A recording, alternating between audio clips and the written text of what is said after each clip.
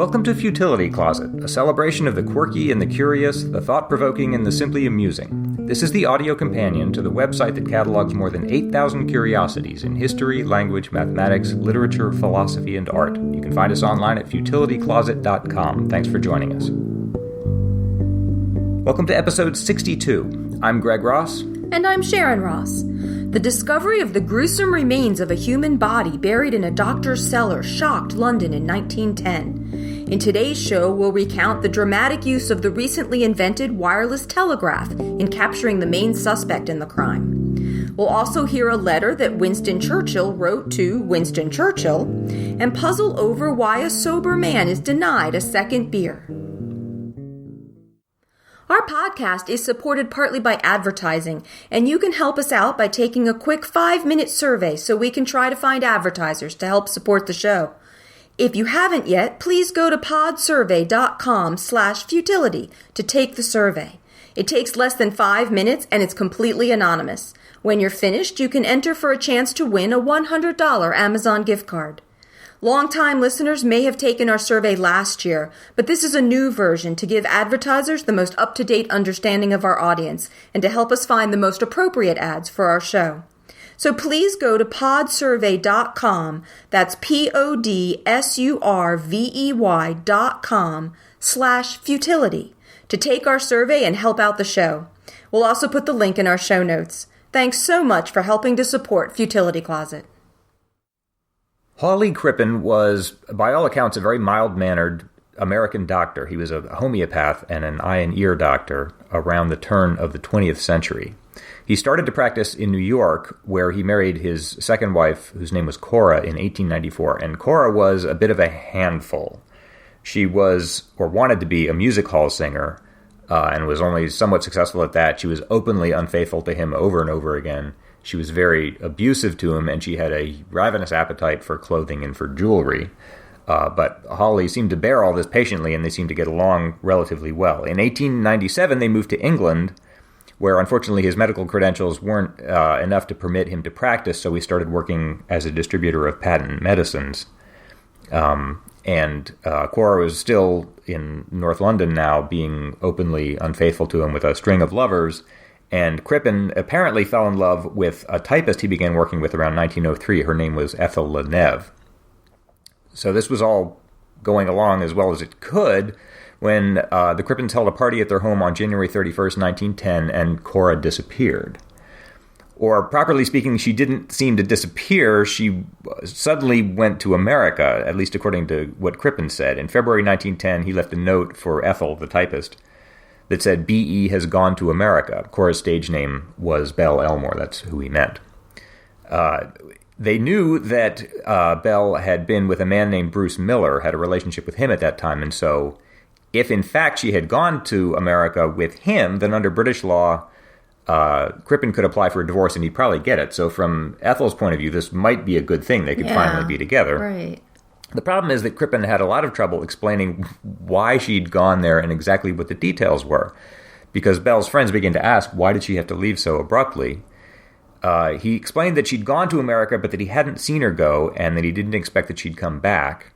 And some of her acquaintances started to receive notes with explanations, but they were all written in Crippen's handwriting. He said she'd had to leave in such a hurry that he'd had to prepare these notes for her. And then some weeks later, he sent a telegram to some friends that said that Belle had died suddenly in California of pneumonia. Even there, he wasn't able to give many details, even about his own wife's death. He said that she'd sailed to America aboard a ship of French registry, but he couldn't remember the name. And when people began investigating this later, they found that there wasn't a ship that answered his description. He said he didn't know who cared for Belle when she was sick, and that she had no grave, that she'd been cremated, even though she'd expressed no wish for that anyone knew of. He didn't know where she died, except that it was in California, or where she was cremated, and he had no certificate. So basically, he has the story that she'd gone to America and died mysteriously, but had literally nothing to back this up. No proof. To make this all look even worse than it already does, Ethel moved in with him at his North London home and began to sleep in his bed and began openly wearing Cora's clothes and jewelry. Two of Belle's friends thought that was so scandalous that they mentioned it to Inspector Walter Dew, who was a detective at Scotland Yard who'd taken part in the investigation of Jack the Ripper. Dew did some investigating and suggested they talk directly to Crippen about all this. He went to Crippen's house and found Ethel, who was living there at the time, and she took him to see Crippen at work. Crippen appeared not anxious about any of this questioning, wanted to be cooperative, and seemed perfectly open-handed about all this. But he dropped kind of a bombshell. He said, actually, the truth is, as far as I know, she's still alive. He said what happened was that she'd left him with another man, and they had agreed that just sort of to keep the scandal quiet, that he would just put about this story that she had died. Okay.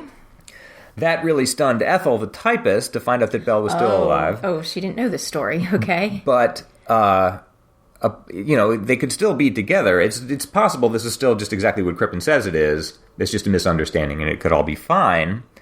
The detectives asked for permission to search Crippen's house, which he gave. They searched it, and they found nothing. So finally, the inspector told Crippen that he'd have to talk to Belle, to this wife who had apparently fled the country, just to clear up the matter. Crippen agreed to that, and he himself suggested placing ads in American newspapers to try to track her down. Together, they drafted an ad, and Crippen agreed to place it. Now, at this point, if it came to this, the police were prepared to just drop the whole thing. It seemed like he was so forthcoming and seemed so innocent that they would have been willing to drop the whole matter even if they hadn't found Belle. But Crippen didn't know that, and he fled. He started this by asking an assistant to buy clothes for a boy, and then he called Ethel to his office and said he'd have to dress her as a boy and cut her hair. This is her whole character. I don't understand her whole side of this. She was ultimately accused of being an accomplice after the fact, and acquitted even of that. No one seems to attach much guilt to her. But if I told you we have to go to Brussels overnight, and you have to be dressed as a boy, and I'm going to cut your hair, and if anyone asks, your name is John Robinson Jr., and I wouldn't question. Your first thought wouldn't be, this is a great adventure, isn't this fun? I mean, you'd think you'd have one or two questions for me. Yeah, was she very young, do you know? She was 20 years younger than him. She was 17. Oh, well, that's pretty young. But still. My notes here say, Ethel says she feels lighthearted and excited at the adventure. Shouldn't she wonder whether Crippen is a murderer? Why are they fleeing? She just said, we have to go to Brussels. Come with me. Anyway, he dressed her as a boy and took her with him to the continent. They toured Brussels. Apparently, Crippen showed no anxiety outwardly. But meanwhile, back in London, Inspector Dew set out on Monday to talk again to Crippen and learned that he'd last been seen on Saturday with a suitcase, which is starting to look very bad indeed. He was convinced there must be some evidence in the house, and they searched it over and over. Finally, on the fourth search, concentrating on the cellar, they took up the brick floor and found the remains of a human body buried there, which was horrifying. It wasn't just a human body. It had been so badly mutilated that it was almost impossible to identify. Oh. The skin had been removed. There was nothing to confirm the sex. The hands and feet, the teeth, the head. There were no bones whatsoever. It was just a mass of flesh. The largest mass was just a continuous string of organs. Dew wrote, someone had simply carved the flesh off the bones and laid it there. So... what happened to the bones? Well, no one ever found the missing body parts, which is one of the real puzzles here that... I mean, assuming whoever it was, someone killed someone and buried the body there, but they apparently had an effective way of getting rid of the whole skeleton. But then why not get rid of the flesh, too? Right. Yeah. And no one knows the answer to that question. Very weird. So the detectives now want to find Crippen, and they don't know where he is at this point. So they talked to some ships that would be departing soon from London. One of them was a Canadian Pacific liner called the Montrose. It wasn't taking passengers at London, but it would be at Antwerp, which is its next destination. So they said to the crew, look out for a man traveling with a woman who might be disguised as a boy, which is all they knew at that point. As it happens, that's exactly who they needed to talk to, because Crippen and Ethel went to Antwerp and got on board that ship, bound for Canada, with Leneve disguised as a boy. The cover story is now that they're the Robinsons' father and son, and they're returning to America. Unluckily for them, the Montrose was one of the very first ships with a Marconi set, a wireless telegraph. So if this whole thing wasn't dramatic enough, it's about to get a lot more so. The captain had been put on his guard by the warning and began to suspect that these two were the ones who were fleeing. And just before the ship steamed beyond the transmitter's range, he had his telegraphist send a telegram to the British authorities. The telegram reads like this. Have strong suspicions that Crippen, London cellar murderer, and accomplice are amongst saloon passengers. Mustache taken off, growing beard. Accomplice dressed as boy, voice, manner, and build undoubtedly a girl. Both traveling as Mr. and Master Robinson. So now Chief Inspector Dew of Scotland Yard decides that what he'll do is get on board an even faster steamer and try to cross the Atlantic and pass them, get to Canada before they do so he can intercept them and arrest him in Canada. This would be very close even if everything went perfectly. The Montrose would take 11 days to reach Quebec, but it had a 3 days head start. The Laurentic, which is the steamer that Dew is aboard, would only take 7. So if you work all that out, it means that even if everything goes perfectly, the inspector would only beat Crippen by a day. Right, and that's if there's no delays or no bad weather, nothing, no mechanical problems. What's amazing about this is not just the bare fact that the wireless telegraph was involved, but that it falls in this interesting little window in technological history where it's hard to describe this. It was really fascinating to research. What happened was Crippen was never made aware that anyone was on to him. There are these invisible radio waves flying back and forth over his head, but he's not aware of any of that. He thought he was getting away with it under this false identity. Right. But newspapers around the world picked up on the story and were reporting it effectively in real time as these ships chased each other across the Atlantic. And nowadays, nobody would be that oblivious. Right. Some people compare this to the O.J. Simpson chase, where there were some moments in that whole drama where it was unfolding and the world was watching it, but the participants were aware they were being watched. This is unique in that the whole world was watching it, but the main actors weren't really aware of that. Dew himself was traveling under an assumed identity. He went as a man named Dewhurst, and he and the Crippens were racing each other across the Atlantic while newspapers around the world carried the story. So it has this odd quality of almost like fiction, that millions of people can follow a story without interfering with it. Yeah. It's just a peculiar, and was terribly exciting at the time. There were millions of readers who were following the whole story. A few excerpts from newspaper accounts. The Los Angeles Herald on July 29th wrote, "Their fellow passengers know nothing of the suspicion that attaches to the couple. The two suspects are not under arrest. They are also ignorant of the wireless messages of inquiry and conjectures that are flashing over their heads from police headquarters thousands of miles away." J.B. Priestley wrote, "The people who have a sure instinct in these matters knew they had seats in a gallery 500 miles long for a new, exciting, entirely original drama, Trapped by Wireless.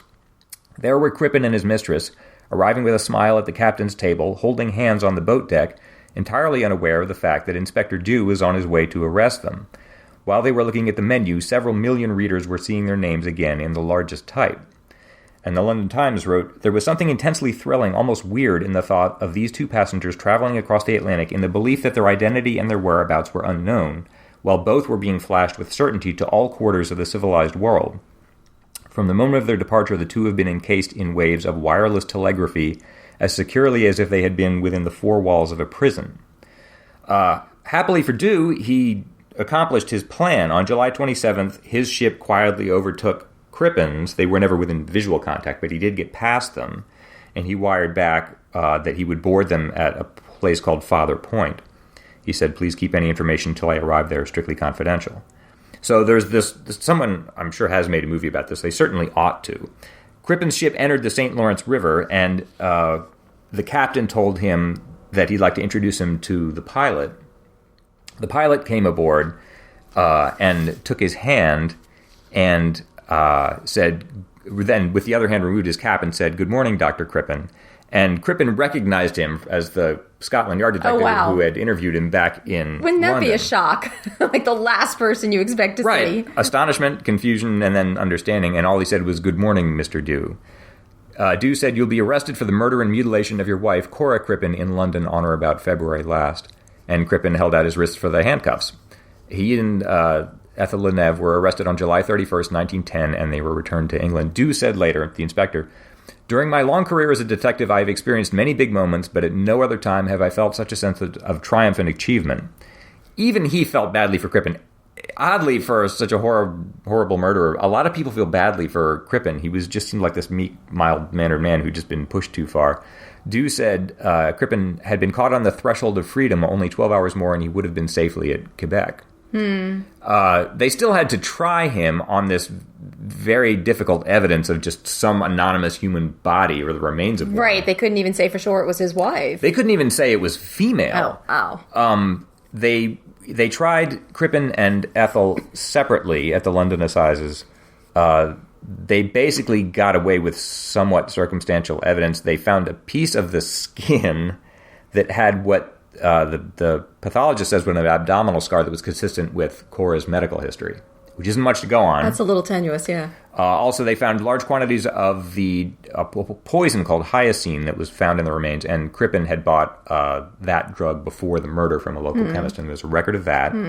Also, they found a piece of a man's pajama top in the hole with the remains that seemed to match a pair of pajama bottoms that Cora had given Crippen the preceding year, 1909. Just these little things start adding up. And they found a curler in the hole that bore a strand of bleached blonde hair, and it was known that Cora was dyeing her hair for her stage career.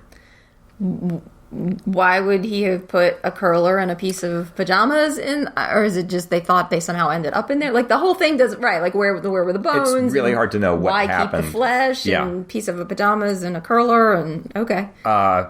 So I guess he never confessed and explained everything. He insisted on his innocence all the way to the gallows. Oh, did he? The jury found him guilty only after 27 minutes of deliberations, and he was hanged on November 23rd, 1910. Ethel, as I said, was charged only with being an accessory after the fact, and she was acquitted even of that, and she left for the United States on the morning of his hanging. At his request, her photo was placed in his coffin. So he's officially the murderer of his wife on the records now. There are some people who question whether he really did it. For one thing, there's this, as you say, there's this whole puzzle about what happened. If whoever killed whoever and buried the remains in the cellar did a very assiduous job. Even the tiny bones of the hand and feet had been removed from this body. Crippen himself was quite a small man. He was 5'4" and weighed 142 pounds. Cora was larger than him. Oh, well. Wow. Even if he managed to get rid of every bone in this body, how did he dispose of the blood and the viscera? There's just a lot of questions. Yeah, good question. And as I say, he went to the gallows. But if it wasn't his wife, who was under the bricks? I mean, that's... Crippen's argument at the trial was that they had moved into the house only in 1905 and that possibly the body had already been there when they bought the house. The problem is someone from the pajama company testified that they only started making these pajamas in 1908, so they were already in the house. Okay. And it's hard to get around that. So then it's even weirder that the piece of pajamas was in there, unless somebody was trying to incriminate him. We will probably never know.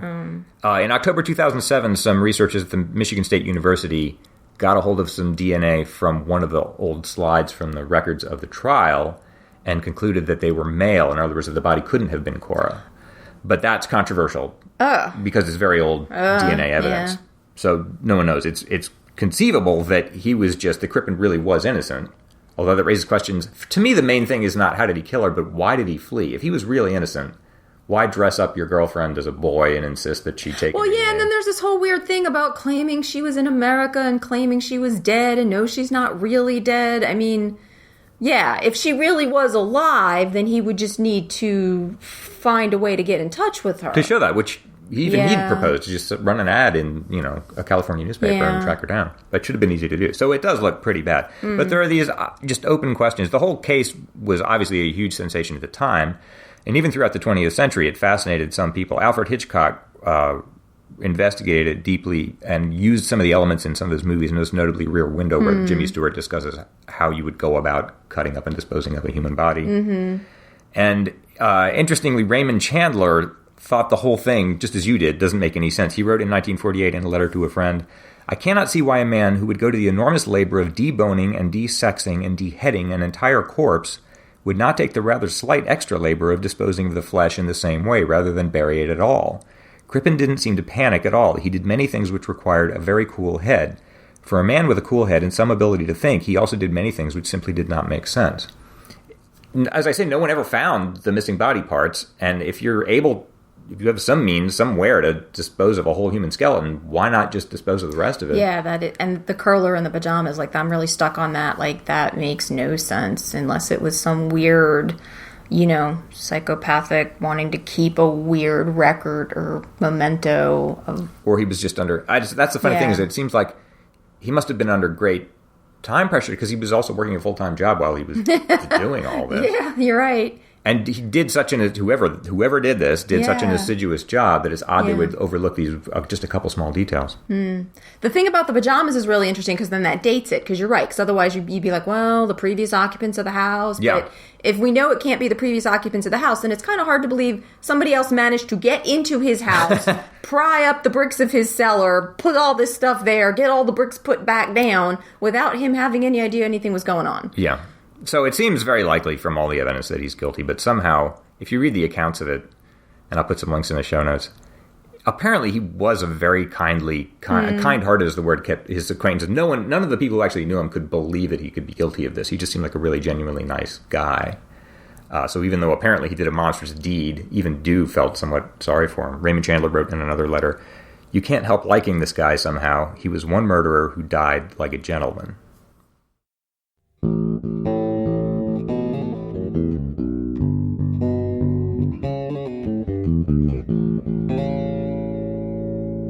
This podcast is supported by our amazing patrons. Greg and I spend many hours a week researching and creating each episode, and we need your help to keep making the show. So if you enjoy Futility Closet and want to help keep it going, then check out our Patreon campaign at patreon.com/futilitycloset. You can pledge any amount that you choose, and if you pledge at least $1 an episode, you get access to the podcast activity feed, where you can get a peek behind the scenes of the show, listen to outtakes and extra lateral thinking puzzles, and find out more about Sasha, the show mascot. Thanks so much to everyone who has contributed so far. We really appreciate every donation we get.